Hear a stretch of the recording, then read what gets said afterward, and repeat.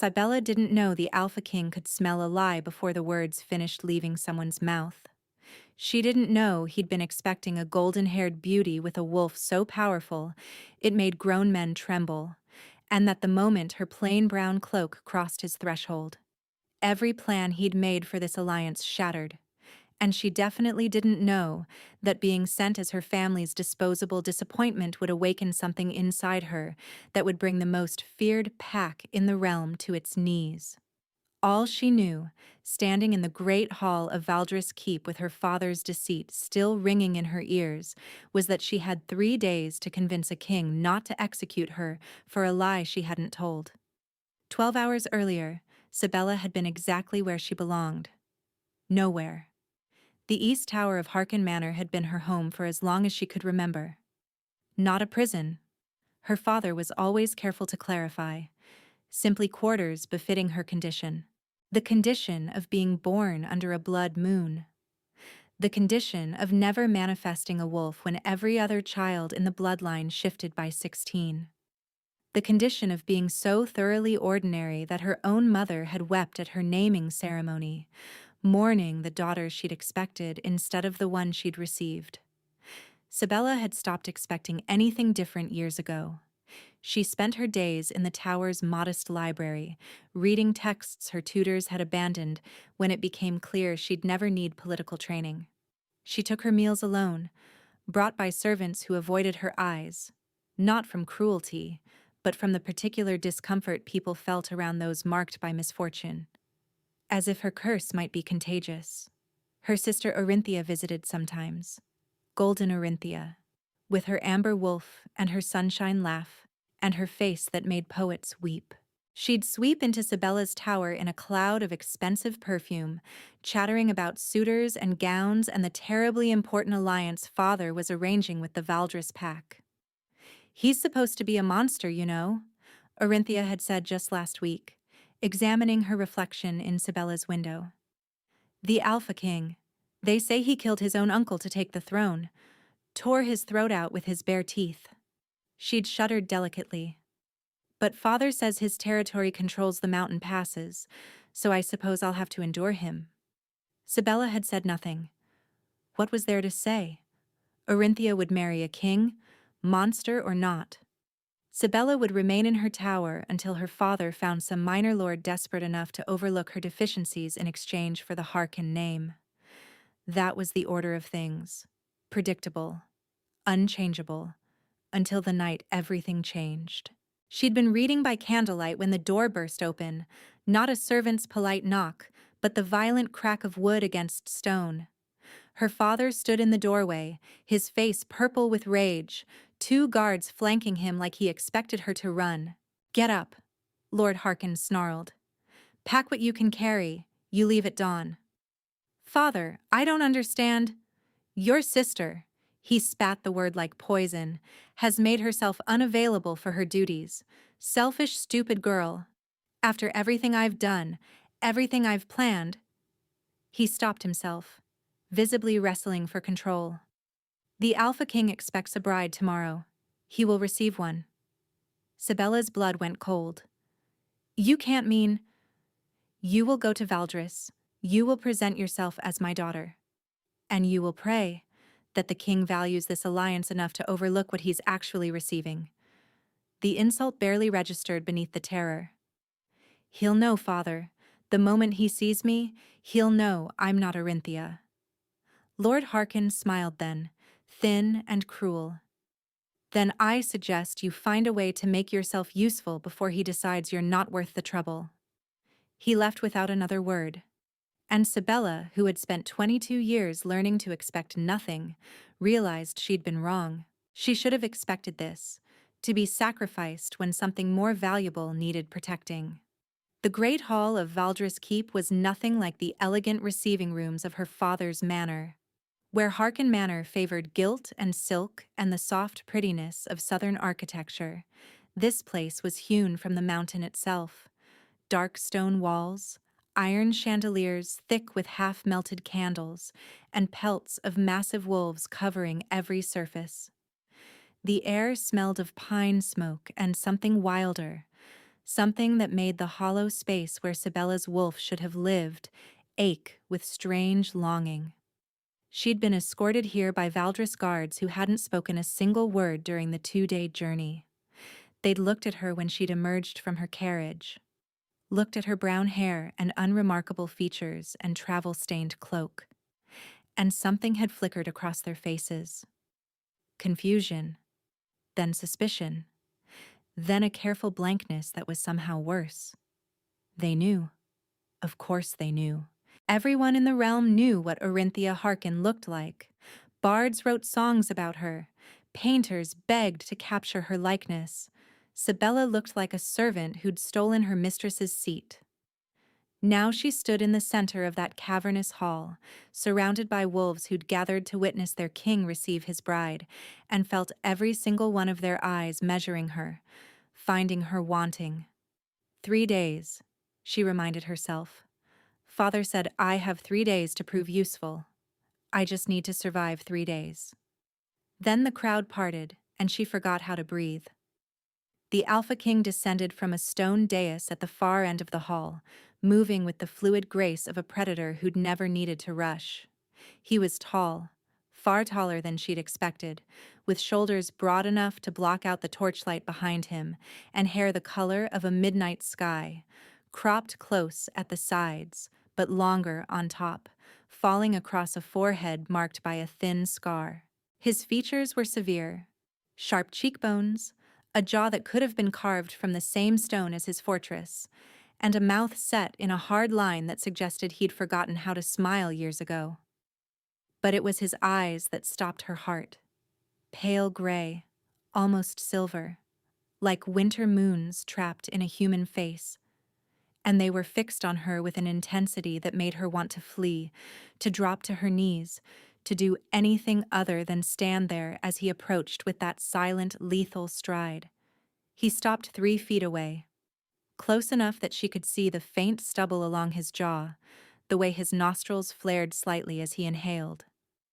Smelling me, she realized with a jolt of panic.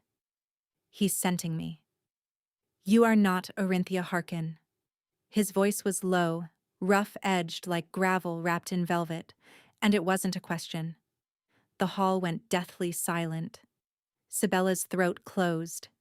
Every instinct screamed at her to lie, to spin some tale about illness or transformation or mistaken identity. But something in those winter moon eyes told her he would know, that he already knew, and this was simply her chance to confirm exactly how foolish her father thought him. No, she said quietly. I'm not. A murmur rippled through the watching crowd. The guards who'd escorted her shifted, hands moving toward weapons. The Alpha King didn't blink. Who are you? Sibella Harkin, Orinthia's younger sister. She lifted her chin, refusing to cower even as terror clawed at her chest. My sister became unavailable. Our father sent me in her place. Unavailable. The word dripped with contempt. And Lord Harkin thought I wouldn't notice the substitution? I believe he hoped you'd value the alliance more than the specific bride. Something flickered in that pale gray gaze, surprise perhaps, at her honesty, or maybe consideration of how slowly he should kill her. Your father is either very brave or very stupid. The latter, Your Majesty, definitely the latter. The words left her mouth before she could stop them. A guard inhaled sharply. Somewhere behind her, someone made a choked sound of disbelief. But the Alpha King? The Alpha King's severe mouth twitched. Not quite a smile. She doubted his face remembered how to form one, but something close. You're not afraid of me, he observed. I'm terrified of you, Sibella corrected. I simply don't see how showing it would help my situation. He studied her for a long moment, those storm-colored eyes roaming her face like he was reading a language he'd never encountered. She felt exposed down to her bones, certain he could see every flaw and every inadequacy, every reason her own family had deemed her disposable. Then he leaned closer, inhaling deeply, and his eyes widened almost imperceptibly. Interesting, he murmured, more to himself than to her. Before she could ask what he meant, he straightened and addressed the hall. The Harkin bride will remain as a guest while I consider how to respond to her father's creativity. His gaze cut back to Sibella, unreadable. 3 days. After that, I'll decide what you're worth. He turned and walked away, leaving her standing in the center of 100 hostile stares, her heart pounding and her mind spinning with a single thought. What did he smell on me? They gave her a room in the East Wing. Not the dungeons, which she'd half expected. Not the servants' quarters, which would have been appropriate for a failed substitution. But an actual chamber with a feather bed, a copper tub, and windows overlooking the pine forests that carpeted the valley below. Sibella paced the stone floor for hours, waiting for guards to come and drag her to execution. They never did. When the knock finally came, it wasn't guards at all. The king requests your presence in his study. The servant who spoke was a young woman with dark braids and watchful eyes. She didn't look at Sibella with hostility exactly, more like cautious curiosity, the way one might observe an unfamiliar creature that hadn't yet proven whether it would bite. Requests, Sibella repeated, or demands. I've never known His Majesty to request anything twice. Fair enough. She followed the servant through corridors carved directly into the mountain, past tapestries depicting wolves, hunting beneath strange moons and battles fought in snow so thick the figures seemed to dissolve into white. Valdres Keep was ancient in a way that Harkin Manor, for all its pretensions, could never match. This place had been carved by the first wolves, back when shifting was still a gift from the gods rather than bloodline inheritance. Sibella felt its age in her bones, pressing against that hollow space inside her where her wolf should have lived. The servant stopped before a heavy oak door. Through here. Sibella entered alone. The study was smaller than she'd expected, lined with books and scrolls and maps pinned to every available surface. A fire crackled in a massive hearth, casting dancing shadows across the walls, and there, silhouetted against the flames, stood the Alpha King. He'd removed his formal coat. In just his linen shirt, sleeves rolled to his elbows, he looked less like a monarch and more like a warrior taking a rare moment of rest. The firelight caught the scar on his forehead, traced the hard line of his jaw, and made his eyes glow like molten metal. Close the door. Sibella obeyed, her heart hammering.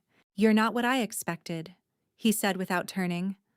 I spent 6 months negotiating this alliance, studied every report, every portrait, and every whisper about Orinthia Harkin. I knew her favorite color, her preferred wines, and the names of the 3 suitors she rejected last spring. He turned then, and his gaze pinned her in place. I prepared for a beautiful political weapon who'd spent her entire life training to manipulate men like me. Instead, I received you. The disappointing sister. Yes, I'm aware. Disappointing. He said the word slowly, tasting it. Is that what they told you? Among other things. The king moved closer, each step deliberate, predatory. Sibella forced herself not to retreat. When I scented you in the great hall, he said quietly, I expected to smell fear, deceit, the particular desperation of a woman sent to her death. He stopped an arm's length away. Do you know what I actually found? Sibella shook her head, not trusting her voice. Power. The word landed like a physical blow. Dormant. Buried so deep you probably don't even know it exists. But it's there, coiled inside you like a sleeping serpent. His eyes searched hers. You're not wolfless, Sibella Harkin. You're something else entirely. Something I've only encountered once before in my life. That's impossible. I was tested. Every healer in 3 territories examined me. Healers look for wolves. They wouldn't recognize what you carry if it rose up and bit them. Sibella's head spun. What are you saying? I'm saying your family didn't send me the wrong daughter. His voice dropped lower, gravelly with something that might have been wonder or warning. They sent me exactly what I needed. They just didn't know it. Before she could respond, he turned away, moving to his desk where a stack of correspondence waited. She caught a glimpse of broken seals, urgent scrawl, a map with several locations circled in red ink.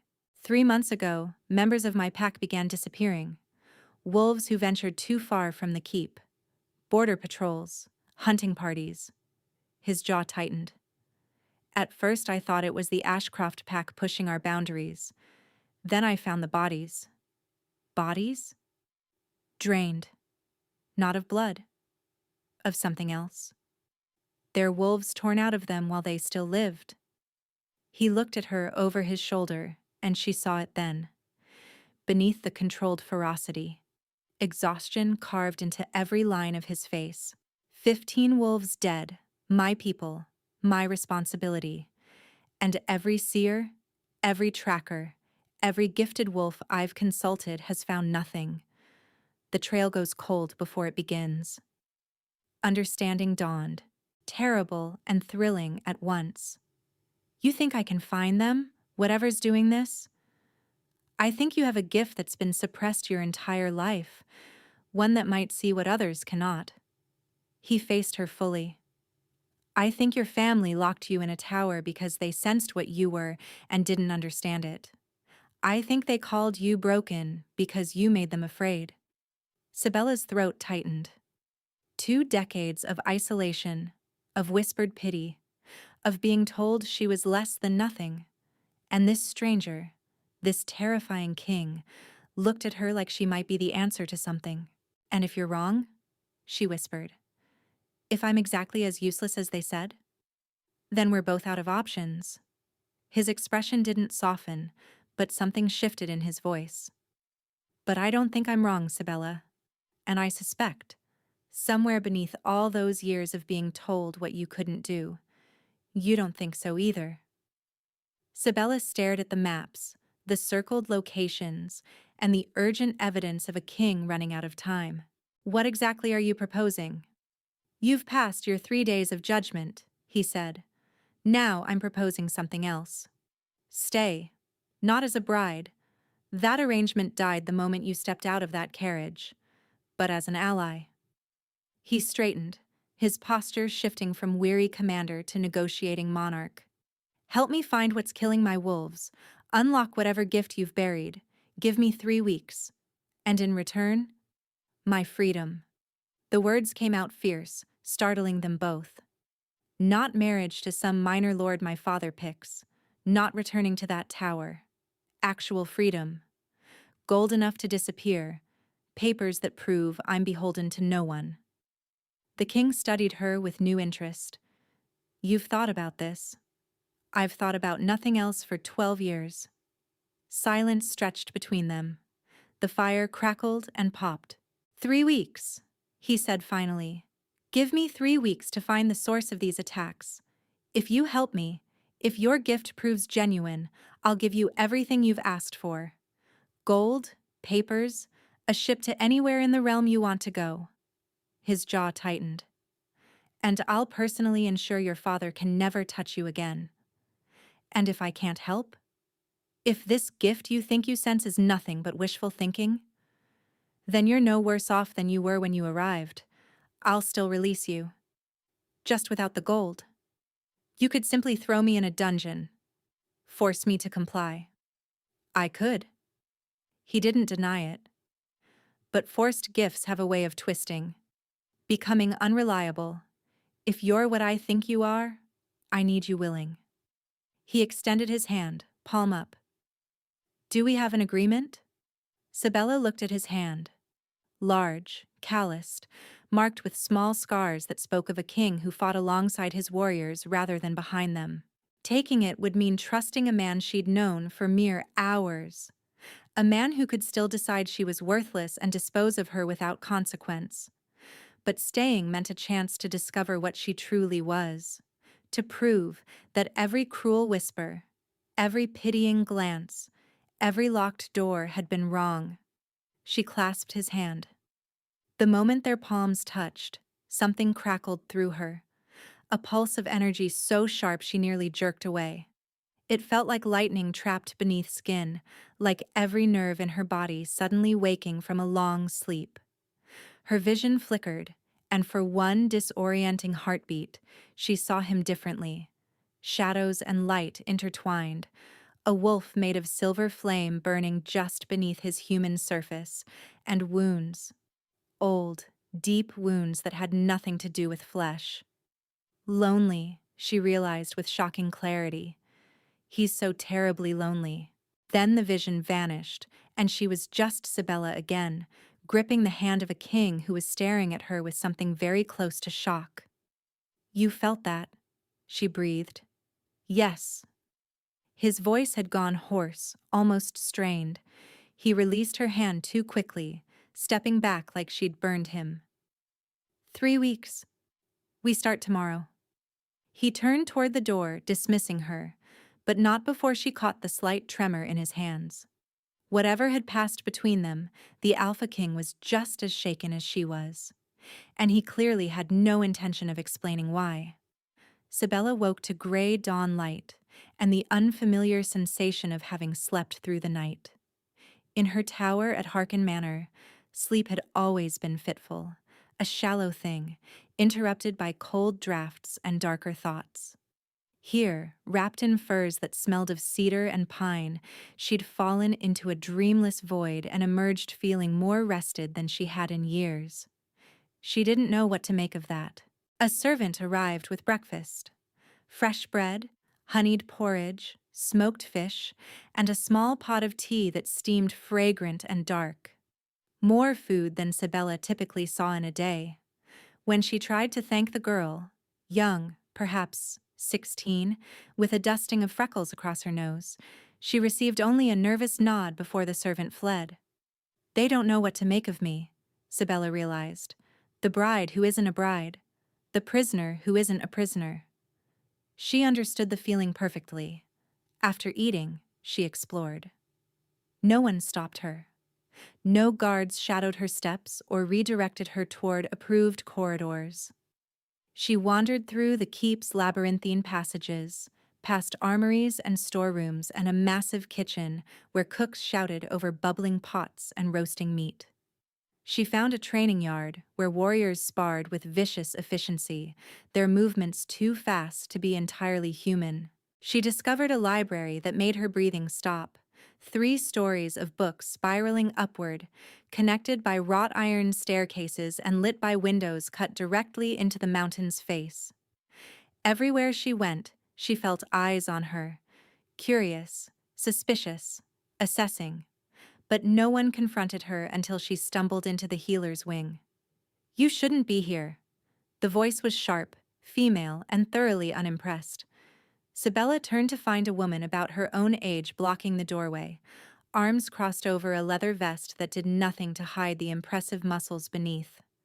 Her hair was shorn close to her skull, and a jagged scar ran from her left temple to her jaw, bisecting her eyebrow and giving her a permanent expression of skeptical challenge.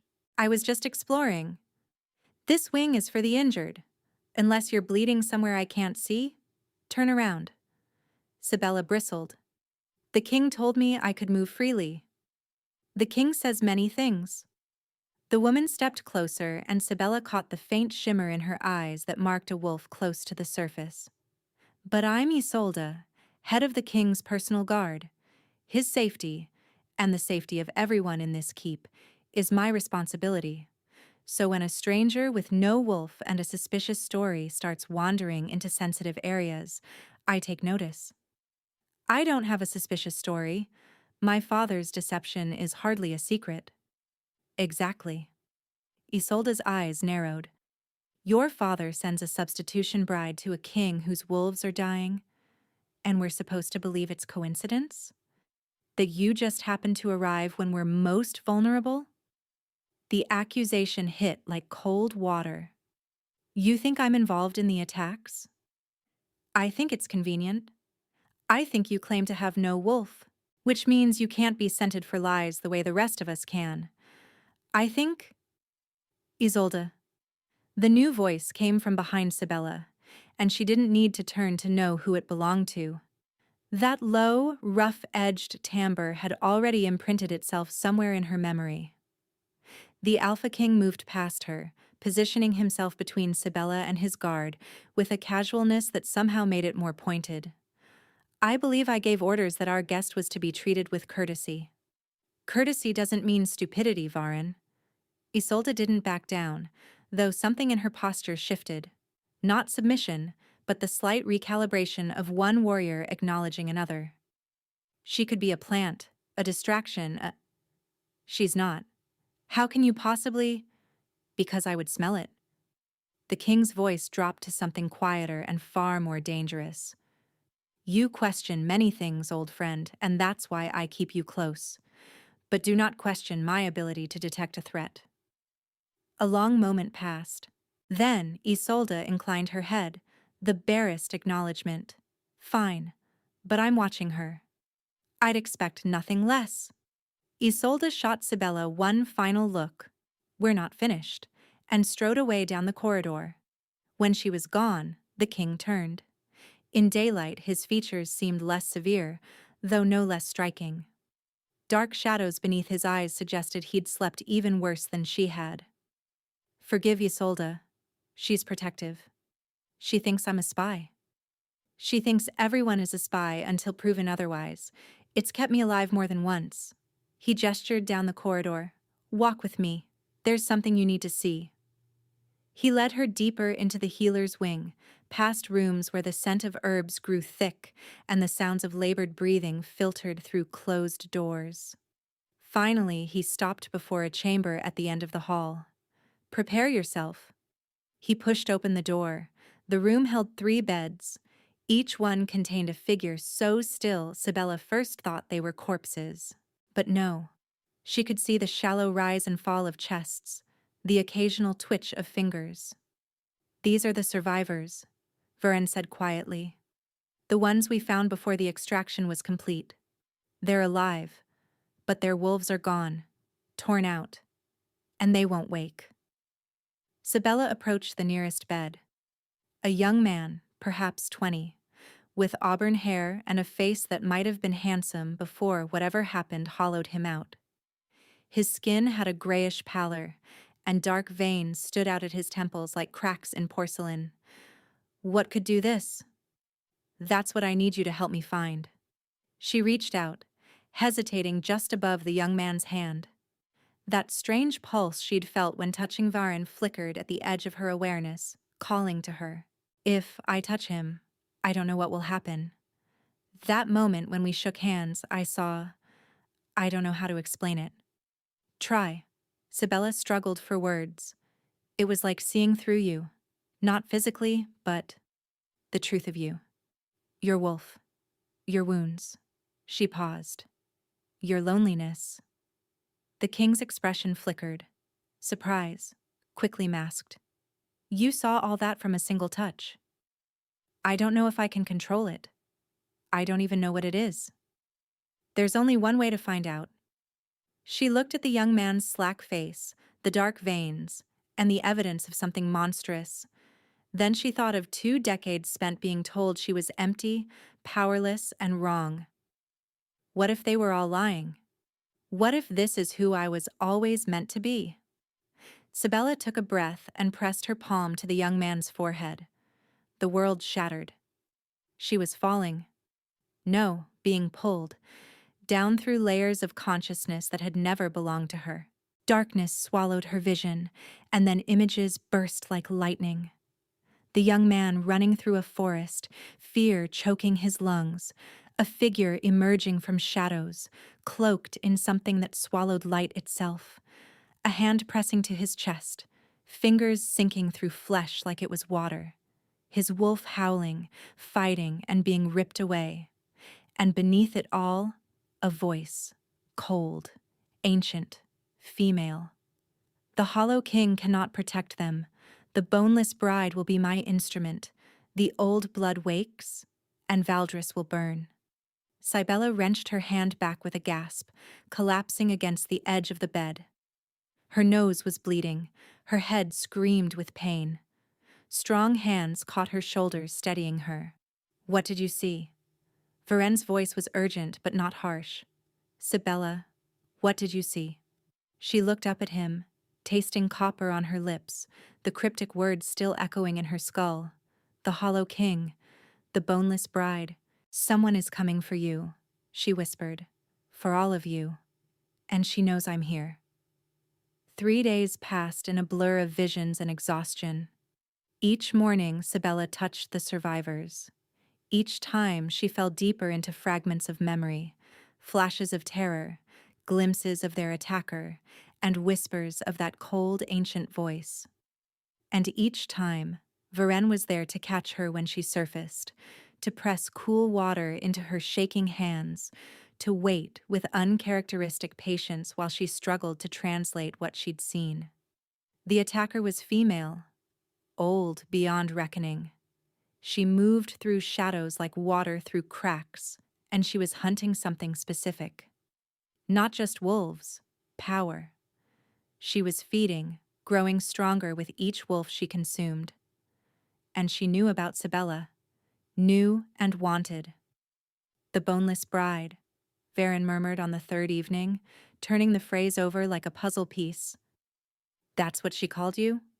They sat in his study, a fire crackling low between them. Sibella had stopped pretending formality days ago. The visions left her too drained for posturing.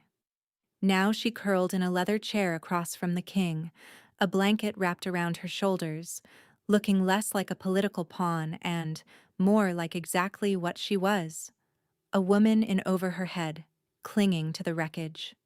"Boneless," she laughed without humor. "Wolfless, I assume she meant. The Hollow King and the boneless bride. It's almost poetic." "Hollow?" Varen's jaw tightened. "She's not wrong." Sibella looked up sharply. In 3 days, she'd learned to read the king's silences better than most people's speeches. This one carried weight. "What do you mean?" For a long moment, he didn't answer. Then he rose, moving to the window where moonlight spilled across the stone floor. "My wolf has been diminished since the attacks began. I thought it was stress, exhaustion, the weight of losing my people." His hands clasped behind his back, knuckles white. "But it's more than that. Something is pulling at me. The same force that's taking my wolves is already working on me, just slower, more careful." "Why didn't you tell me?" "Because a king who admits weakness doesn't stay king for long." He turned, and the moonlight carved his features into sharp relief. "And because I didn't want you to realize exactly how urgent this is, how much I'm gambling on your gift being real." Before we continue, please take 2 seconds to like this video. Sibella rose from her chair, letting the blanket fall. She crossed to him slowly, giving him time to retreat, to rebuild those walls she'd watched crumble piece by piece over the past days. He didn't move. "I spent my whole life being told I was empty," she said quietly. "That the place where power should live was just vacant. And maybe that's why I can see what I see. Maybe you need someone hollow to recognize hollowness in others." She stopped an arm's length away. "But you're not hollow, Varen. You're wounded. There's a difference." He inhaled sharply. In the firelight, his eyes looked almost human. Tired, uncertain, longing for something he couldn't name. "You see too much," he whispered. "Apparently that's my gift." The space between them felt charged, electric, like the moment before a storm breaks. Sibella knew she should step back, maintain the professional distance of their arrangement. She was here for 3 weeks. For freedom. For escape. But when she looked at this king, this fierce, lonely, wounded man who'd seen value in her when no one else had, escape felt less like salvation and more like running away from the first person who'd ever truly seen her. She rose on her toes and pressed her lips to his. Varen went rigid with shock. For one horrible heartbeat, she thought she'd misread everything, that she'd ruined the fragile alliance they'd built. Then his arms wrapped around her, pulling her against him with urgent strength, and he kissed her back like she was air and he'd been drowning for years. It wasn't gentle. There was too much hunger in it, too much loneliness finally given outlet. His hands tangled in her hair, tilting her head back so he could deepen the kiss, and she felt that same electric pulse from their first handshake, only magnified tenfold, a current running between them that made her gasp against his mouth. When they finally broke apart, both breathing hard, his forehead rested against hers. "This complicates things," he said, voice strained. "Everything about this is complicated. You're supposed to leave in 3 weeks. That was the deal." Sabella's heart stuttered. "I know. I won't trap you." His voice cracked slightly on the words. "Whatever this is, whatever is happening between us, I meant what I said. You'll have your freedom." "What if I don't want it anymore?" His eyes searched hers, hope and fear warring in their depths. "Don't say that unless you mean it. I can't." He stopped, his throat working. "I've lost too much, Sabella. I can't lose something I never actually had." She cupped his face in her hands, feeling the rough stubble against her palms, the slight tremor that ran through him at her touch. "Ask me again," she said softly. "After we survive whatever's coming. Ask me to stay, and I'll give you my answer." "That's not a promise." "No, but it's hope." He kissed her again, softer this time, almost reverent. "I can work with hope." The attack came the next night. Sabella woke to screaming. She was out of bed before full consciousness caught up, bare feet hitting cold stone as she ran toward the sound. The corridor was chaos. Servants fleeing, guards shouting, the acrid smell of smoke and something darker. Something that made her hollow core ache with recognition. "She's here." Varen appeared at the end of the corridor, half-dressed, a sword in his hand and murder in his eyes. "The east wall," he barked at a passing guard. "How many?" "Just one, Your Majesty, but she's—" The guard's voice broke. "She's walking through our wolves like they're nothing." Sabella grabbed Varen's arm. "It's her, the one from my visions." "I know." His jaw was set, his eyes already distant with battle calculation. "Stay here. Lock yourself in my study. Don't come out until—" "No. Sabella." "She knows me, Varen. She called me by name in those visions. Whatever she wants, I'm part of it." Sabella held his gaze, refusing to flinch. "If I hide, people die. If I face her, maybe I can learn why she's doing this, how to stop her. Or she kills you. Then at least I'll die knowing what I actually am, instead of hiding from it like I did my whole life." A roar echoed from somewhere distant. Wolves in combat, pain and fury mingled together. Varen flinched like the sound had struck him physically. "If I tell you to run," he said finally, "you run. No arguments." "Agreed." They ran together through corridors that grew darker the closer they got to the fighting. Torches flickered and died as they passed, shadows pooling in corners like living things. Sabella felt that cold presence growing stronger, pressing against her awareness like ice against skin. The east courtyard was devastation. Wolves lay scattered across the stones, some dead, others writhing in that horrible gray-veined stasis she recognized from the survivors. In the center stood a figure cloaked in darkness that moved independently of the wind, her face hidden beneath a hood that seemed to swallow light itself. But it was her hands that drew Sabella's horror-struck attention. They were buried wrist-deep in a young wolf's chest, sunk through flesh like it was water. And she was pulling something out. A silvery essence that thrashed and howled as it was torn free. "Ah."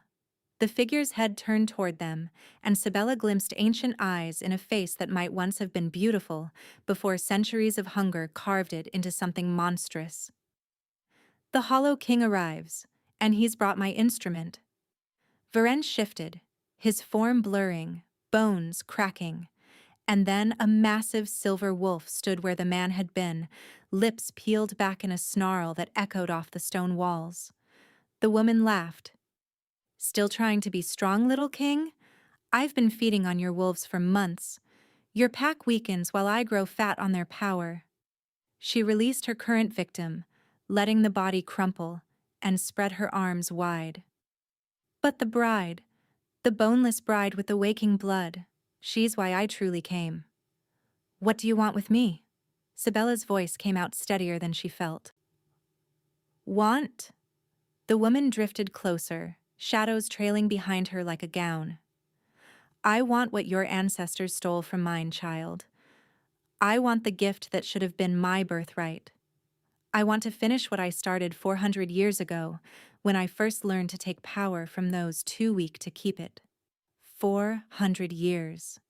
This creature was ancient, immortal, and somehow connected to Sibella's bloodline. "I don't know what you're talking about." "No, you wouldn't. They buried it so deep, bred it out generation by generation, until finally a child was born with the old blood so dormant everyone assumed it was dead." The woman's smile was terrible, but I could smell it across 3 territories. The power of the first seers, sleeping in a girl they locked in a tower because she made them afraid. Varen lunged. The woman flicked her wrist and shadows slammed into him mid-leap, hurling him against the courtyard wall with a crack that made Sibella scream. "Don't interfere, little king. This doesn't concern you." The woman turned back to Sibella, reaching out with one corpse-pale hand. "Come with me willingly, child. Let me show you what you truly are. I'll unlock every gift they suppressed, teach you to see through time itself. You could be a goddess among mortals. And if I refuse, then I'll take what I need from your corpse. It's messier that way, but the power remains." Behind the woman, Sibella saw Varen struggling to rise, his wolf form flickering as he fought against whatever force pinned him. Blood matted his silver fur, but his eyes were fixed on her with fierce trust. "Run," that look said. "Please run." But Sibella was done running. "You want my power?" She stepped forward toward those reaching hands, watching hunger and triumph bloom across that ancient face. "Then come and take it." The woman's hand closed around Sibella's wrist, and Sibella opened, not pulled, not ripped like the wolf essence she'd seen extracted from others. She made a choice in that split second. Instead of resisting the connection, she welcomed it. Let it flood both ways. And she saw. The woman's name was Thessaly, and she'd once been like Sibella, a seer born to a powerful line, gifted with visions that showed truth beneath surface. But 400 years ago, jealous of her sister's greater power, she discovered a way to steal gifts from others, to consume them, to become something no longer human. She'd murdered her way across kingdoms before Sibella's ancestors, the first seers, a line of prophets so powerful kings trembled before them, had bound her, locked her essence away in a prison beneath the mountains, a prison that had finally weakened enough to let her escape, and now she needed the blood of a first seer to complete her transformation, to become truly immortal, unstoppable. "You understand?" Thessaly's voice echoed in her mind, pleased. "Good. Then you know resistance is pointless." "No," Sibella thought back, feeling her own power unfurling for the first time, not dormant, not suppressed, but finally, fully awake. "I understand what you're afraid of." Because she saw that too, in the flood of memories. The binding that had trapped Thessaly for 4 centuries hadn't been created through violence. It had been created through sight, a seer powerful enough to look at Thessaly's true essence and speak what she saw. The first seers hadn't just predicted the future, they'd defined it. Their words had weight. Their visions became reality. And Sibella, last daughter of that broken line, had just discovered she'd inherited the same gift. Number. Thessaly's presence in her mind turned frantic, clawing. "You can't. You don't know how. Sibella opened her mouth and spoke. I see you, Thessaly of the Hollow. I see the sister you murdered for power. I see the thousands you've consumed. I see the emptiness that will never be filled, no matter how many wolves you devour. Her voice resonated strangely, echoing with harmonics that didn't belong to human speech. And I see your end. The courtyard erupted in light. Sibella had never felt anything like this. Power poured through her, not hers exactly, but channeled through her, borrowed from somewhere ancient and vast. The visions that had always come in fragments now crystallized into perfect clarity. She saw past, present, and future simultaneously. Thessaly's centuries of murder, the wolves she could still save if she acted quickly enough, the moment approaching where everything would be decided. And she saw Varin, finally breaking free from the shadows that pinned him, shifting back to human form and staggering toward her with raw determination. Don't touch me, she called out, her voice still carrying that strange resonance. Not until it's done. Sibella, trust me. He stopped. Blood ran down his face from a gash on his forehead, and his body shook with exhaustion. But he trusted her.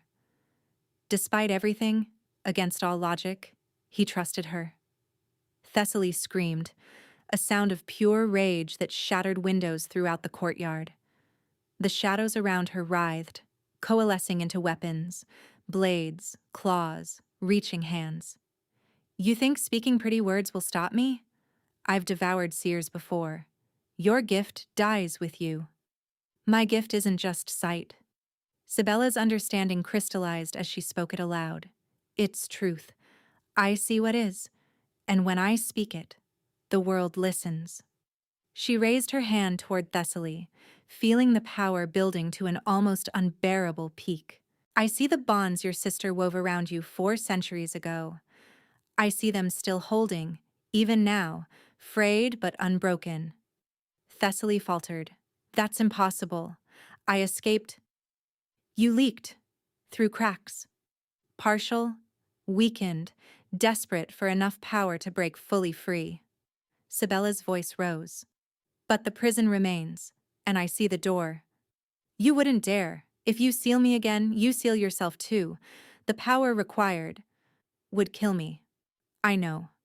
I can see that too. Varin made a broken sound. Sibella, no. But Thessaly laughed, ugly and triumphant. Then we've reached an impasse, little seer. You won't sacrifice yourself for a pack that isn't even yours. For a king you've known less than a week. Sibella felt the truth of it pressing against her. Thessaly was right. The sealing would require everything Sibella had. Every drop of power, every fragment of life force. She would burn herself out like a candle thrust into a bonfire, except she looked at Varin, at the wolves scattered across the courtyard, at Isolde, who'd appeared in the doorway with a squad of warriors, ready to fight a battle they couldn't win. She looked at a kingdom that had given her more kindness in 1 week than her own family had in her entire life. And she looked deeper. Past the obvious, into the truth beneath. You're wrong, she said slowly. I don't have to seal you alone. What? The first seers worked together. That's how they bound you originally. Not 1 seer, but 7, combining their gifts. Sibella's heart raced as the vision clarified. And wolves have bonds too. Pack bonds. Connections that let them share strength. Varen's eyes widened with understanding. If your pack gives me their power willingly, Sibella continued, I can channel it, not to seal you, to unmake you, to finish what my ancestors started. They would never, Thessaly snarled. I've killed dozens of their kin. They hate you, outsider, interloper. They don't know me. Sibella turned to face the wolves who'd gathered at the courtyard's edges, warriors, servants, elders, all watching with mixed fear and confusion. But they know their king. They know he brought me here to help. She looked at Varen, her heart in her throat. Tell them. Ask them to trust me. Just this once." Varen didn't hesitate. He shifted to his wolf form, raised his head, and howled. Not a cry of battle or mourning. Something deeper. Older. A call that resonated with pack bonds forged over generations. One by one, the wolves answered. Sibella felt it like a flood, warmth pouring into that hollow space inside her, filling the emptiness with borrowed strength. Dozens of wolves, then scores, their power freely given, channeled through the king who loved them into the seer who would save them. Thessaly's face contorted with fear. "No, no. I see you," Sibella said for the final time, "and I see your end." She spoke the truth, and the world listened. Light exploded outward, not harsh, but warm, golden, like sunrise after endless night. It passed through the wolves without harm, but where it touched Thessaly, the ancient creature burned, not with fire, but with truth. Every lie she'd told herself for 4 centuries, every justification, every denial, all of it stripped away, leaving only what she actually was. A frightened, jealous woman who'd traded her humanity for power and found it hollow. "Please," Thessaly whispered, her form dissolving at the edges. "I just wanted to matter." "I know," Sibella said softly, "but you chose wrong." The light consumed her. And then, there was nothing but ash. Drifting on a wind that smelled suddenly of spring, Sibella collapsed. She woke in Varen's bed. Not hers. She recognized the darker furs, the scent of pine, and something uniquely him that had become achingly familiar. Sunlight streamed through windows, warm and golden, and for a moment she simply lay there, marveling at the fact that she was alive to feel it. "You're awake." Varen sat in a chair beside the bed, looking like he hadn't slept in days. Dark circles shadowed his eyes, and stubble covered his jaw. But when she turned her head toward him, his expression transformed into something so raw with relief that her chest tightened. "How long?" Her voice came out hoarse, scraped. 3 days." He moved to the bed's edge, close but not touching, as if afraid she might shatter. "The healers weren't sure you'd wake at all. You gave everything you had, Sibella. You nearly—" His voice broke. "You nearly died for us. For a pack you didn't belong to. For a king you'd known less than 2 weeks. Seemed like the thing to do." He laughed, watery and ragged. "You're impossible." "So I've been told." Silence stretched between them, heavy with everything unsaid. Then Varen took her hand, cradling it between both of his like something precious. "The wolves you saved, the ones in the healer's wing, they woke when Thessaly died. All of them. Whatever she'd taken was returned." His throat worked. "You gave us back our people, Sibella. You saved my pack." "Our arrangement," she started, but he shook his head. "Forget the arrangement. The gold, the papers, the 3 weeks, none of it matters anymore." His pale gray gaze held hers. "I told you I'd ask you to stay after we survived, so I'm asking. Not as a king demanding alliance, not as a man calling in debts. Just—" He lifted her hand to his lips, pressing a kiss to her knuckles. "Stay, please, because I love you, and I can't imagine facing another day without you beside me." The words hit her like a wave, terrifying, overwhelming, and somehow exactly right. "You love me," she repeated stupidly, hopelessly, completely. "Since the moment you told me my father was definitely stupid." The ghost of a smile crossed his face. "I tried to resist it, told myself you deserve better than a hollow king with a broken pack. But then you went and saved us all, and I realized, I don't want to be noble about this. I want you, whatever way I can have you." Sibella thought about her tower at Harken Manor, the years of silence, of invisibility, of being told she was nothing.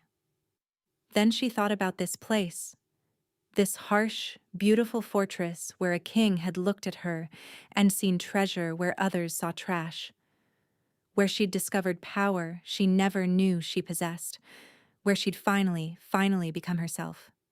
Yes, she whispered. Vern's breath caught. Yes? Yes, I'll stay. Yes, I love you too. Yes to all of it. She reached up, cupping his face in her hands. Ask me to marry you. Sibella, hearken. Will you? Yes. He kissed her like the world was ending and beginning simultaneously, and Sibella kissed him back with a lifetime of loneliness finally dissolving into joy. The ceremony took place under a full moon, in the same courtyard where Sibella had faced Thessaly. The stones had been scrubbed clean, new torches lit, garlands of mountain flowers strung between pillars. But traces of the battle remained, scorch marks that wouldn't fade, cracks in the flagstones where power had erupted. Sibella was glad. She didn't want to forget what it had cost to get here. She wore silver at Varen's request, a gown that flowed like water, catching the moonlight until she seemed to glow from within. Her hair was loose, threaded with tiny white blossoms, and around her throat hung a pendant Varen had given her that morning. A wolf and an eye intertwined, the symbol of their merged houses. The pack filled the courtyard. Every wolf in Valdris, warriors and servants, elders and children, had come to witness their king take a mate. Isolde stood at the front, her expression still skeptical, but tempered now with grudging respect. She'd visited Sibella during her recovery, standing awkwardly by the door until Sibella had invited her in. They'd talked for hours, about duty, about trust, about the impossibility of belonging somewhere you were never supposed to be. You're still strange, Isolde had said finally, but I suppose we need strange. Someone to see what the rest of us can't. It was, Sibella had realized, the closest thing to acceptance she was likely to get. Now, standing before the assembled pack, she watched Varen approach. He wore black trimmed with silver, his dark hair combed back, his jaw freshly shaved. But his eyes were the same, storm gray, intense, looking at her like she was the only person in the world. I claim this woman as my mate, he said, his voice carrying across the silent courtyard. Not by conquest or arrangement, but by choice.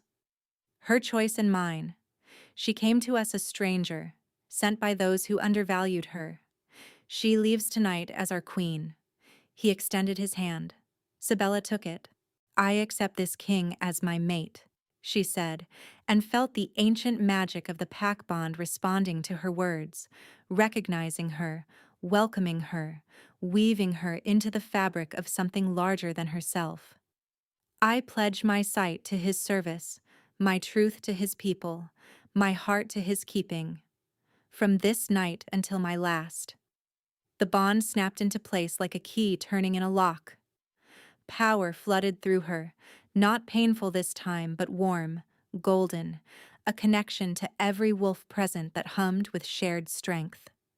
And then, as one, the pack knelt, Isolde first, her scarred face solemn, then the warriors behind her, row after row, heads bowed in acknowledgement of their new queen, the servants, the elders, the children who didn't fully understand but followed their parents' lead. An entire pack, kneeling to the woman they'd been told was worthless. Sibella's vision blurred with tears. Rise, Varen commanded, his voice thick with emotion. Rise and welcome your queen. They rose, and they howled, a sound of joy and belonging that echoed off the mountains and shook the stars themselves. Later, much later, when the celebration had finally quieted and they lay tangled together in furs that now belonged to both of them, Varen traced lazy patterns on her shoulder. Tell me something, he murmured. Anything. When you touched Thessaly, when you saw her memories, did you see anything about us? About our future? Sibella smiled against his chest. I saw possibilities. Branches of what might be. And? And in every single one where I chose to stay, I saw happiness. Not perfect, not without struggle, but real. She lifted her head to look at him. I saw children with your eyes and my stubbornness. I saw years of partnership. I saw growing old together. Still arguing, still laughing. Sounds exhausting. Sounds like exactly what I want. He kissed her forehead, soft and reverent. I still can't believe they sent you to me, the sister they thought was worthless. They sent the wrong daughter, Sibella agreed. And got exactly what they deserved. Nothing. While I got everything. She thought about that.